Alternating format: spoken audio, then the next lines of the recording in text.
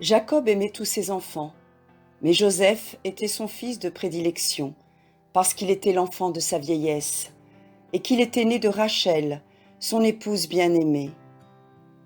Comme marque de sa tendresse, il lui avait donné une tunique de diverses couleurs.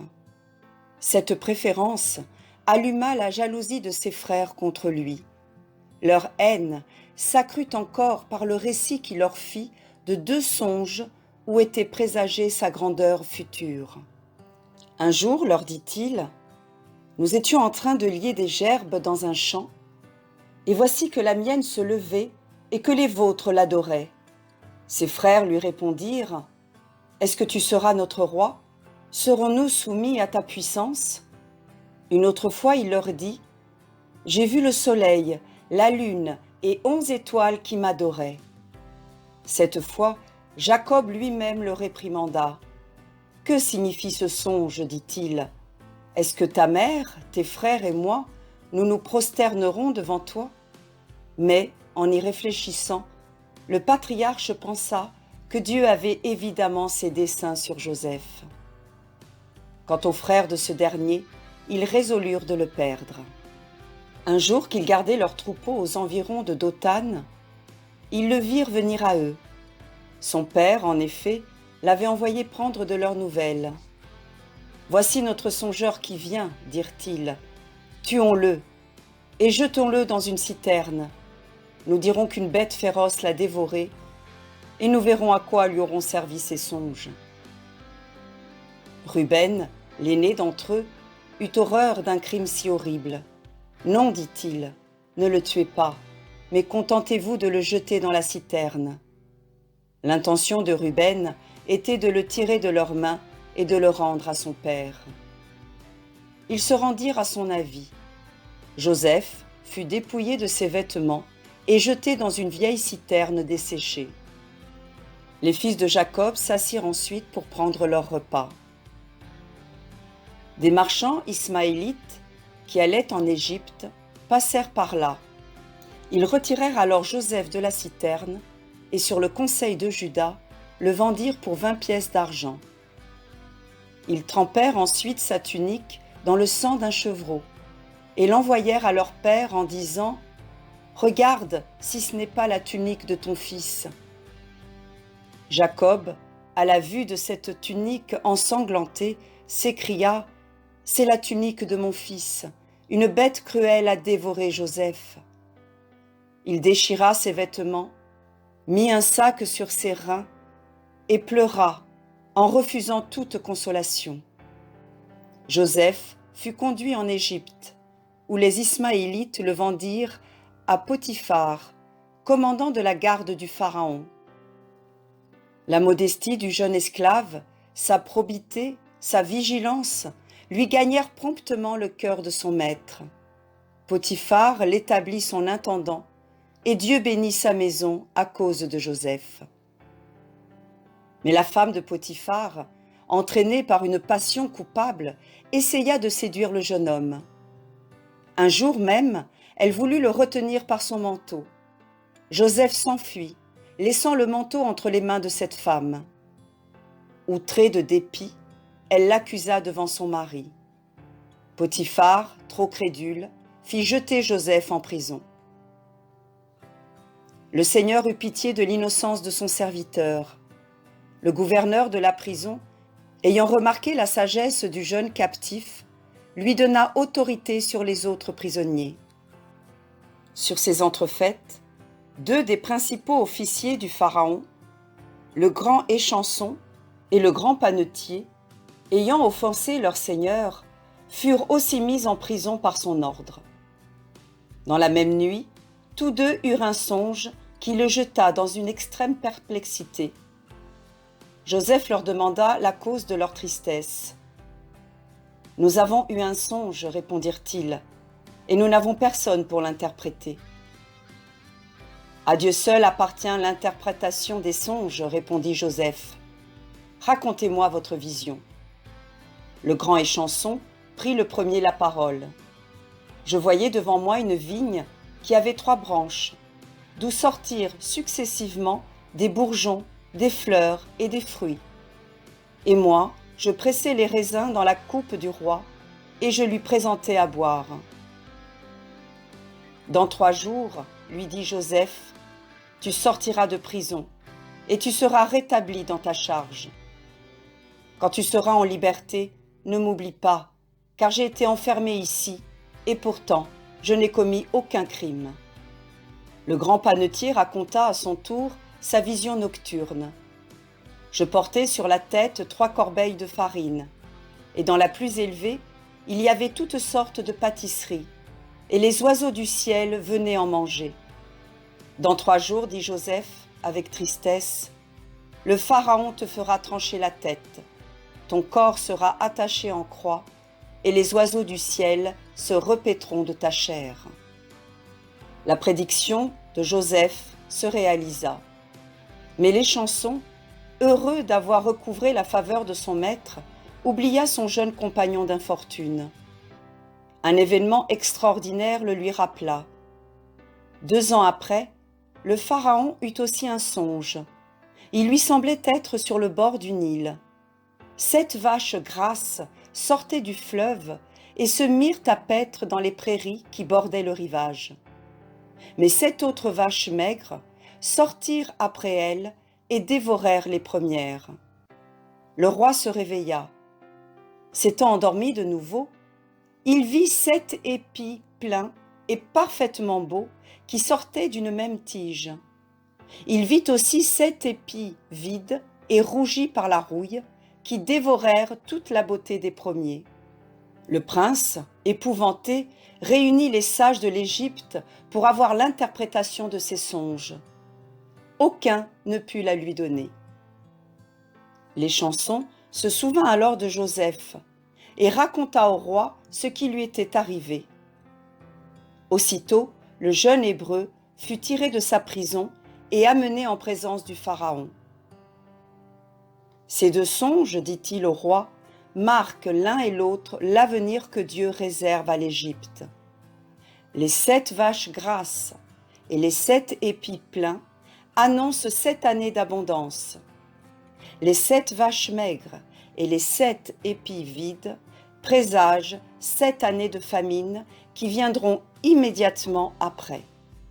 Ô roi, choisissez donc dès maintenant un homme sage et habile pour le mettre à la tête de toute l'Égypte, qu'il ait soin, durant les 7 années d'abondance, d'amasser dans les greniers publics d'immenses provisions de blé comme ressource pour les 7 années de famine.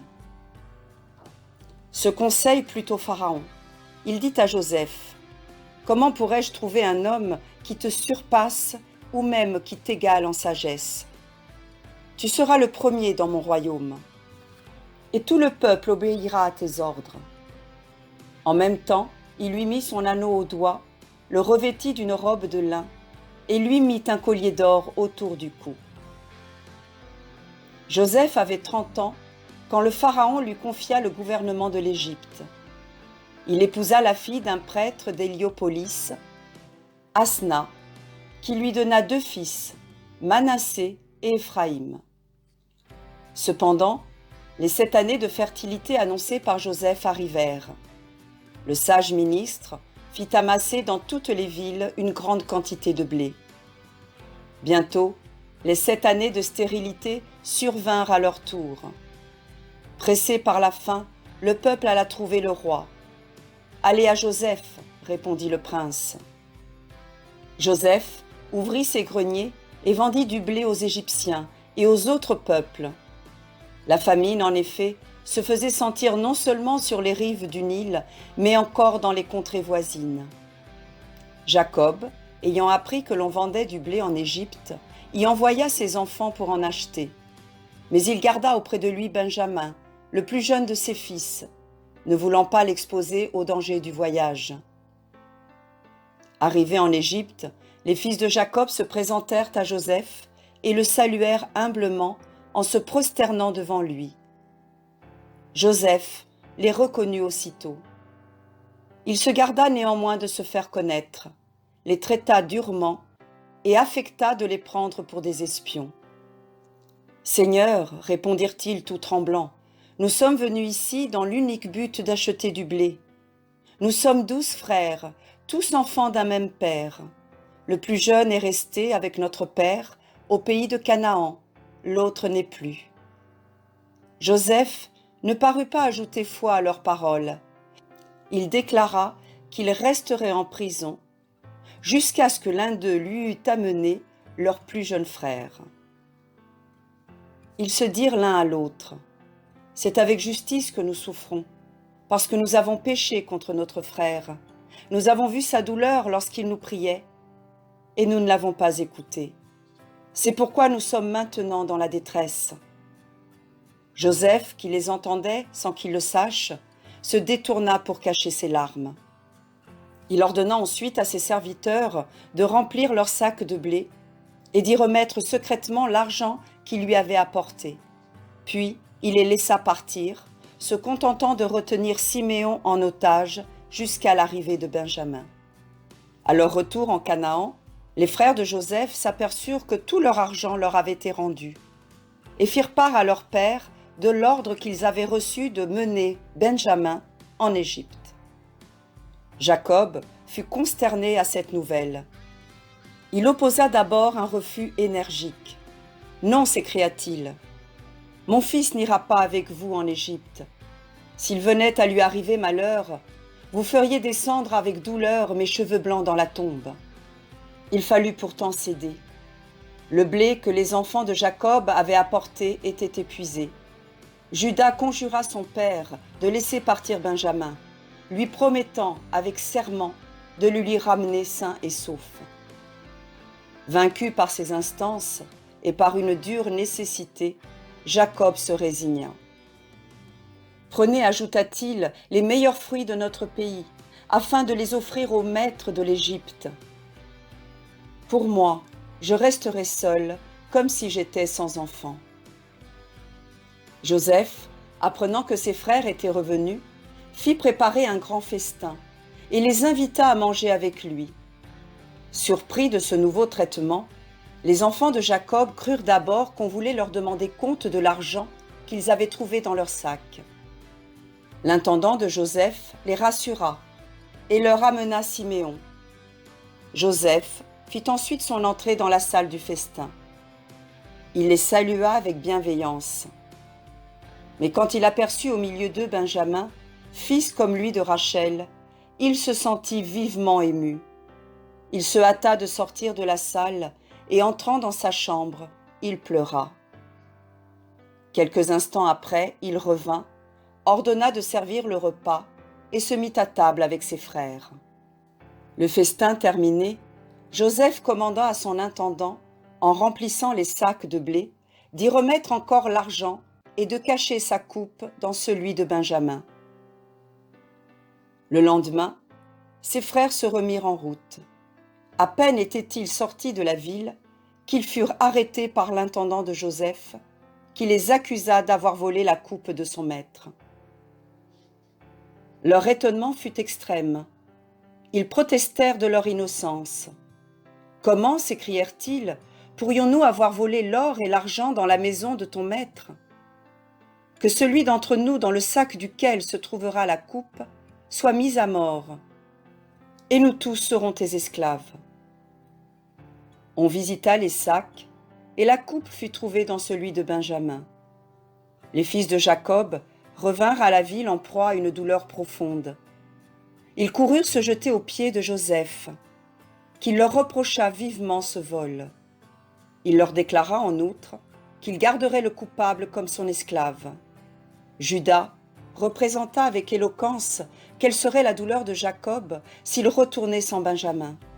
« J'ai répondu de la vie de cet enfant à mon père, disait-il. Je consens à être ton esclave à sa place. » Joseph ne put contenir davantage son émotion.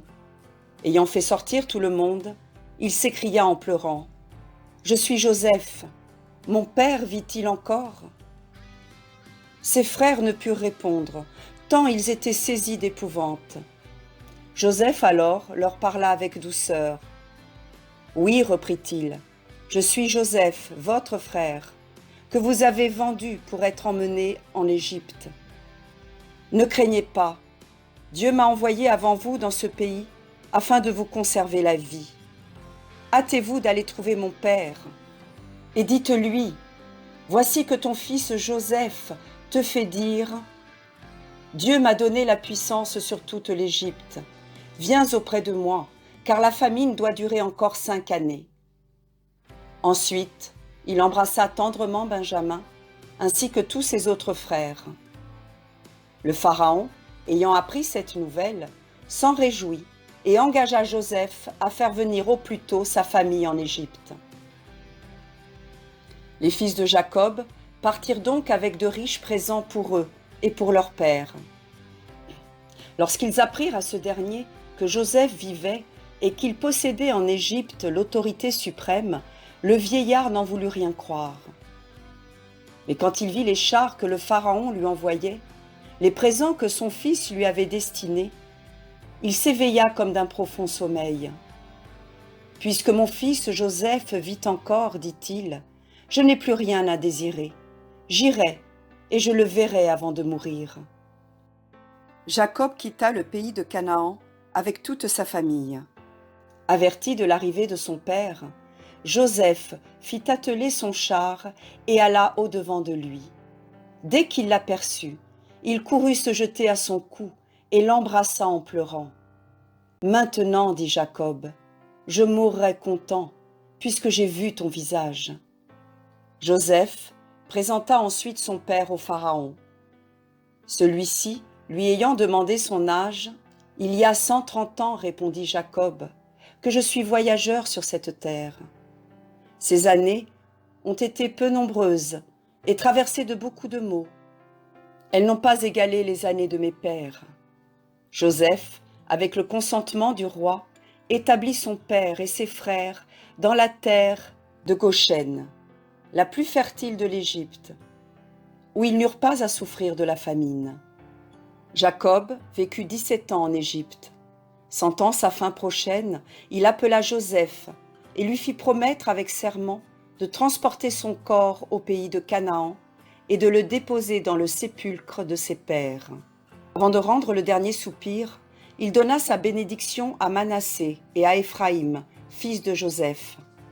Puis, il donna à chacun de ses enfants une bénédiction particulière. Quand il fut arrivé à Juda, sa voix prit un accent plus grave et plus solennel. « Juda, dit-il, tes frères te loueront, tes mains mettront tes ennemis sous le joug. Les enfants de tes frères se prosterneront devant toi. » L'esprit prophétique qui inspirait le saint vieillard parut encore d'une manière éclatante quand il s'adressa à Joseph. Après avoir comblé son fils de magnifiques éloges, Jacob ajouta « Les bénédictions de ton père surpassent celles qu'il a reçues de ses pères. » Jacob mourut à l'âge de 147 ans. Son corps fut embaumé à la manière des Égyptiens. La nation entière pleura la mort du patriarche. Le deuil dura 70 jours, après lesquels Joseph et ses frères, accompagnés des grands du royaume et des principaux officiers du Pharaon, conduisirent en Canaan les restes mortels de leur père. Joseph continua d'exercer en Égypte l'autorité souveraine. La sagesse de son gouvernement, non moins que ses services passés, le rendait cher à tout le peuple. Il protégea toujours ses frères sans paraître se souvenir jamais de l'injure qu'il en avait reçue. Il atteignit ainsi l'âge de 110 ans. Sur le point de rendre le dernier soupir, il dit à ses frères « Dieu vous visitera après ma mort, mais il vous ramènera un jour dans la terre qu'il a promise à Abraham, à Isaac et à Jacob. Quand donc vous quitterez cette contrée, jurez-moi d'emporter avec vous mes ossements. » Ils le lui jurèrent, et il expira. Son corps fut embaumé, et plus tard, quand les enfants d'Israël abandonnèrent la terre de servitude, ils emportèrent avec eux les restes du Sauveur de l'Égypte.